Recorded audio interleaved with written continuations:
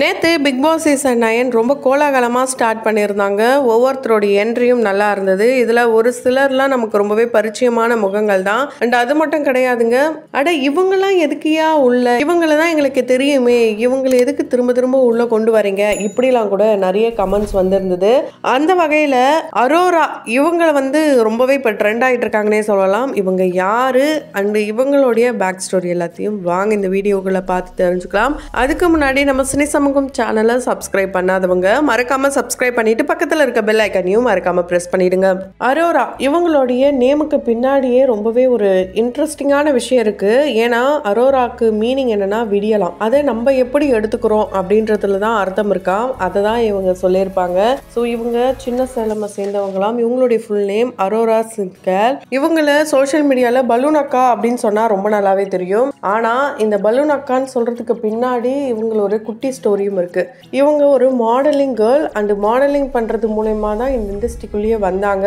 இவங்க big pass ரியாவோடைய close friend தான். So இவங்க ரெஃபர் பண்ணி தான் இவங்க உள்ள வந்திருக்காங்கன்ட்டு நம்ம எல்லாருக்கும் தெரியும். ஆனால் அங்கே கேமரா இல்லைன்றதுக்காக இவங்க நான் எந்த டிப்ஸுமே கொடுக்கல சார், அவங்களுடைய சொந்த முயற்சி தான் சார், இப்படிலாம் சொல்லிட்டு இருந்தாங்க. ஸோ நீ உருட்டு எந்த அளவுக்கு உருட்டு முடியுமோ உருட்டு அப்படின்ற மாதிரி தான் இருந்தது. ஏன்னா ரியாவையும் நமக்கு ஆல்ரெடி தெரியும். அப்படி இருந்தும் இவங்க ஏன் இப்படி இருக்காங்க, இன்னும் திருந்தல போலப்பா அப்படின்ற மாதிரி தான் இருந்தது. ஸோ இவங்க ரெண்டு பேருடைய நட்பு எங்க இருந்து ஸ்டார்ட் ஆச்சுன்னா ஒரு பேஜென்ட்ல இருந்து தான் ஸ்டார்ட் ஆச்சாம். ஒரு வருஷம் ஆச்சாம் ரொம்ப க்ளோஸா ஆகிறதுக்கு, அதாவது ஃப்ரெண்ட் ஆகிறதுக்கே ஒரு வருஷம் ஆச்சாம். ரெண்டு பேருடைய அந்த கேரக்டர்ஸும் ஒரே மாதிரி இருக்குமாம். ரெண்டு பேரும் விடிய ஃபோன் கால்லாம் பேசுவாங்களாம். இப்போ இவருடைய காசுல தான் நான் வாழ்ந்துட்டு இருக்கேன் அப்படிலாம் கூட ரீசெண்ட் டைம்ல ஒரு இன்டர்வியூல ரெண்டு பேரும் ஷேர் பண்ணியிருந்தாங்க. அது மட்டும் இல்லாம அரோராக்கு ஒரு பிரேக்கப்பும் ஆயிருக்கு, ஒரு பாய் ஃப்ரெண்டும் இருக்காரு. அதே பாய் ஃப்ரெண்டு கூட தான் திரும்ப இவங்க பிரேக்கப் ஆகி பேட்சப் ஆனாங்க. அதுக்கு பின்னாடியும் ஒரு குட்டி ஸ்டோரி இருக்கு. இவங்களுடைய பாய் ஃப்ரெண்ட் ஆஸ்திரேலியாவை சேர்ந்தவராம். ஸோ இவங்க ரெண்டு பேரும் மாடலிங் பண்ற மூலயமா தான் எப்படி அவங்க ஃப்ரெண்ட்ஷிப் ஆச்சோ அதே மாதிரி தான் இங்கேயும் காதல் ஆயிருக்கு. ஸோ இந்த காதல் அடுத்த லெவலுக்கு போயிருக்கு. இவங்க ரெண்டு பேருடைய ரிலேஷன்ஷிப் ரொம்ப நல்லாவே இருந்திருக்கு. 1.5 வருஷம் காதல் ஆஹா ஓஹோன்னு இருந்திருக்கு. அதுக்கப்புறம் மேரேஜ் பண்ணலாம்னு நினைக்கும் போது தான் இவங்க ரெண்டு பேருக்கும் இடையில பிரேக்கப்பும் ஆயிருக்கு. இந்த மேரேஜ் பிளான் தான் பார்த்தீங்கன்னா துபாய் ட்ரிப். இந்த துபாய் ட்ரிப்ல தான் இவங்க திரும்ப பேட்சப் பண்ணாங்கன்னே சொல்லலாம். ஏன்னா பிரேக்கப் ஆகுனதுக்கு அப்புறமா நம்ம ரெண்டு பேரும் அவ்வளோ காசு செலவு பண்ணி துபாய் ட்ரிப்புக்கு அரேஞ்ச் பண்ணி வச்சிருக்கோம், எதுக்கு நம்ம ரெண்டு பேரும் பிரேக்கப் ஆனது இருக்கட்டும், அதுக்கு முன்னாடி நம்ம ட்ரிப் போயிட்டு வரலாம் அப்படின்னு சொல்லி பிரேக்கப் ஆனதுக்கு அப்புறம் ரெண்டு பேரும் சேர்ந்து ட்ரிப் போயிருக்காங்க துபாய்க்கு. அதுதான் இவங்களுக்கு ரொம்ப மறக்க முடியாத ட்ரிப்பா. ஏன்னா பிரேக்கப் ஆனவங்க ரெண்டு பேரும் அதுக்கப்புறம் சேர்ந்துட்டாங்க. என்னடா இதெல்லாம் ஒரு ஸ்டோரியாடா அப்படின்ற மாதிரி தான் இருக்கு. அண்ட் இவங்கள நிறைய பேர் ரொம்ப கிளியர் அண்ட் கிளவர் அப்படிலாம் கூட சொல்லுவாங்க. அதுக்கு காரணம் உடல் ரீதியாக மற்றவங்க கொடுக்குற கமெண்ட்ஸ்க்கு இவங்க கொடுத்த ரிப்ளை தாங்க. அதாவது ஒவ்வொருத்தருக்கும் ஒவ்வொரு புரிதல் இருக்குது. என்னதான் கணவன் மனைவியாக இருந்தாலும் காதலர்களாக இருந்தாலும் ஒருத்தருக்கு என்ன விருப்பம் அப்படின்றத தெரிஞ்சு தான் இன்னொருத்தங்க நடந்துக்கணும். அதை விட்டுட்டு தேவையில்லாமல் ஃபோர்ஸ் பண்ணுறது, அவங்களே தப்பாக பேசுறது, இது போல் இருக்காங்கன்னா அந்த மாதிரி ரிலேஷன்ஷிப்பே இருக்கக்கூடாது.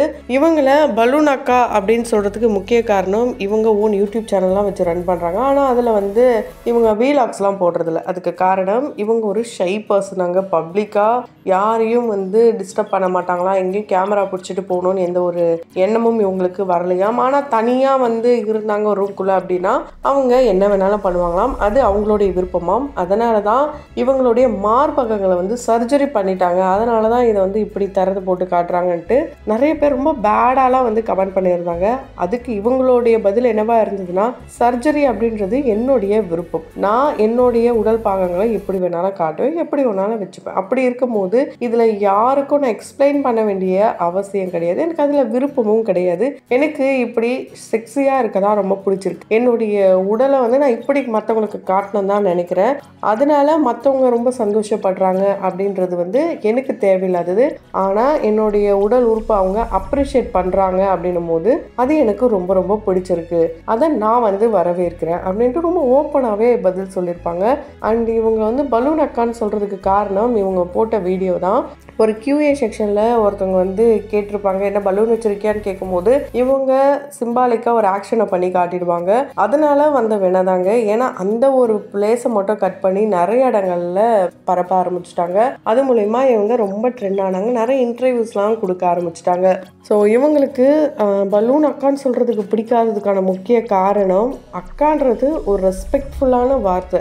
அப்படி இருக்கும்போது அக்கானோ என்னையும் சொல்லிட்டு அதுக்கப்புறம் நீங்கள் வந்து எப்படி செக்ஷுவலாகவும் கமெண்ட் பண்ணுறீங்க? இதில் எந்த ஒரு அசிங்கமும் உங்களுக்கு கிடையாதா? ஒன்று என் பேரை சொல்லி என்னை எப்படி வேணாலும் சொல்லுங்கள், என்னை எப்படி வேணாலும் கேள்வி கேளுங்க. எனக்கு அரோரா அப்படின்ற நேம் இருக்குது, அதனால் அதை வச்சு என்னை பேசுங்க. அதை விட்டுட்டு தேவையில்லாமல் அக்காலாம் சொல்லி அதை அசிங்கப்படுத்தாதீங்கன்ட்டு ஓப்பனாகவே பதில் கொடுத்துருக்காங்க. இவங்க சொன்ன இந்த ஒரு விஷயம் பார்த்தீங்கன்னா 100க்கு 100 உண்மையான விஷயம் தான். ஏன்னா ஒரு சிஸ்டர் அப்படின்ட்டு கன்சிடர் பண்ணதுக்கப்புறம் இவங்க எதுக்கு தேவையில்லாமல் அடுத்த லெவல், அதாவது அந்த வார்த்தையும் அந்த உறவையும் கொச்சப்படுத்துகிற வகையில் தான் தேவையில்லாமல் ரொம்ப பேடான கமெண்ட்ஸ்லாம் வேற கொடுக்குறாங்க பல பேரும். இது தெரிஞ்சு பண்ணுறாங்களா தெரியாமல் பண்ணுறாங்களான்னு தெரியல. சிஸ்டர் அப்படின்றது மட்டும் எனக்கு தேவையே இல்லை, அது மட்டும் சொல்லாதீங்க அப்படின்ட்டு ஓப்பனாகவே சொல்லியிருக்காங்க. அண்ட் இவங்களுடைய கடந்த காலத்தில், அதாவது 21 வயசு இருக்கும்போது இவங்களுக்கு ஒரு விஷயம் நடந்திருக்கு. அந்த விஷயத்துலேருந்து மீண்டு வரதே மிகப்பெரிய ஒரு கொடுமையாக தான் இருந்திருக்கு. ஸோ அதனால தான் இவங்க வந்து என்ன வச்சு பேசினாலும் பரவாயில்ல, உடல் ரீதியாக வச்சு பேசினாலும் பரவாயில்ல, இதை பற்றியும் நான் கேர் பண்ணல. ஏன்னா எனக்கு அது பிடிச்சிருக்கு, நான் அப்படி பண்ணுறேன். மற்றவங்க என்ன சொன்னாலும் அதை பற்றி நான் கவலைப்படலைன்றதை ஓப்பனாக ஸ்டேட்மெண்ட் கொடுத்துருக்காங்க. ஸோ உள்ளே போன முதல் நாளே பார்த்தீங்கன்னா வாட்டர் மேலான் வந்து இவங்களை பார்த்து உங்கள் கண் நல்லா இருக்குன்னும் போது எஃப்ஜி வந்து சொல்லுவார், அட நீங்கள் ரொம்ப ஓவராக பேசுகிறீங்கன்னா அவங்க வந்து உங்கள் பேத்தி வயசு இருக்கோ அப்படின்ட்டு சொல்லிட்டு போயிட்டாங்க. அண்ட் அது மட்டும் இல்லாமல் உள்ள என்ட்ரி ஆகும் போது எஃப்ஜே கூட வந்து இவங்க ஹக் பண்ணியிருப்பாங்க. அதை பார்த்துட்டு என்னையா இவங்க 2 பேரும் என்னவோ ஆல்ரெடி லவ்வர்ஸ் மாதிரியே வந்து பண்ணிட்டு இருக்காங்களே அப்படின்ற மாதிரியான விஷயங்கள்லாம் கூட பார்க்க முடிஞ்சுது. ஆனால் உண்மை என்னன்னா ஆல்ரெடி 2 பேரும் சேர்ந்து ஒர்க் பண்ணியிருக்காங்க. ரொம்ப ரொம்ப க்ளோஸான சீன்ஸ்லாம் கூட ஒர்க் பண்ணியிருக்காங்க. அதோடைய வெளிப்பாடு தான் நேற்று அவங்க பண்ண அந்த ஹக். ஸோ இவங்க பார்த்தீங்கன்னா ஒரு ஓப்பன் மைண்டட். அண்டு இன்னொரு விஷயம் என்னன்னா, இப்படி இருக்கிற பர்சன்ஸை எதுக்காக வந்து பிக் பாஸ் வீட்டுக்குள்ளே விடணும்? ஒருத்தங்க இப்படின்னு தெரிஞ்சிருச்சு, இதுல இருந்து அவங்களுடைய மாறுபட்ட கருத்தை என்னத்தை நம்ம காட்ட போறாங்க? இப்படிலாம் கூட சில விமர்சனங்களை பார்க்க முடிஞ்சது. ஃபேமஸாக ஆகணும் அண்ட் நம்மளை பற்றி தெரிஞ்சுக்கணும் அப்படின்னு நினைக்கிறவங்க தான் இந்த பிக் பாஸ் வீட்டை வந்து ஒரு வாய்ப்பாக பயன்படுத்திப்பாங்க. ஆனால் ஆல்ரெடி இவங்க ஒரு விதத்தில் ஃபேமஸ்டு பர்சன் தான். அண்ட் இவங்களுக்கு நல்ல நல்ல வாய்ப்புகளும் இருக்குது. பல பேருக்கு இவங்கள தெரிஞ்சிருக்கு. இவங்களுக்கு இப்படி இருந்தால் தான் பிடிக்கணும்னு சொல்லிட்டாங்க. இதை தாண்டி இவங்க இன்னும் என்ன காட்ட போகிறாங்க, என்ன பண்ண போகிறாங்கன்னு தெரியல. ஸோ இவங்களை பற்றி ஒரு புரிதல் இருக்குது மக்கள் மத்தியில். அந்த புரிதல் தான் சரியா இல்லை இவங்களுடைய இன்னொரு பக்கம் இருக்கான்றத போக போக தான் இந்த பிக் பாஸை பார்த்து தான் தெரிஞ்சுக்கணும். அதுக்கு முன்னாடி இவங்களை பற்றின உங்களுடைய கருத்துக்கள் என்னன்றதை கமெண்ட் பாக்ஸில் மறக்காமல் கமெண்ட் பண்ணுங்கள். தொடர்ந்து வீடியோஸ்லாம் பார்க்கணும்னு நினச்சிங்கன்னா உடனே சேனலை சப்ஸ்கிரைப் பண்ணிவிட்டு பக்கத்தில் இருக்க பெல் ஐக்கானையும் மறக்காமல் ப்ரெஸ் பண்ணிவிடுங்க.